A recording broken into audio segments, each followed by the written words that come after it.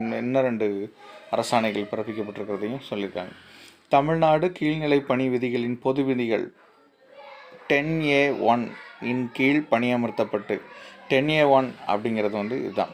அதன் கீழ் பணியமர்த்தப்பட்டு அரசு கலை மற்றும் பயிற்சி கல்லூரிகளில் தற்காலிக உதவி பேராசிரியர்களும் அரசு சட்ட கல்லூரிகளில் சட்டமல்லாத பாடங்களில் உதவி பேராசிரியர் பணி வேலைவாய்ப்பு அலுவலகம் மூலம் பணியமர்த்தப்பட்டுள்ளனர். அவர்களின் நீண்ட தற்காலிக சேவைகள் மற்றும் அனுபவங்களை கருத்தில் கொண்டு அவர்களின் சேவைகளை முறைப்படுத்துவதற்காக அரசுக்கு கோரிக்கை விடுத்திருந்தனர். அவர்களின் கோரிக்கையை அரசு பரிசீலித்து 26/2/1979 மற்றும் 31/10/1985 இடையில் எந்த நாளிலும் தற்காலிக நியமனம் பெற்று அனைத்து தற்காலிக உதவி பேராசிரியர்களுக்கும் தமிழ்நாடு அரசு பணியாளர் தேர்வாணையம் சிறப்பு ஆள் தேர்வை நடத்துவதற்கு அவர்களின்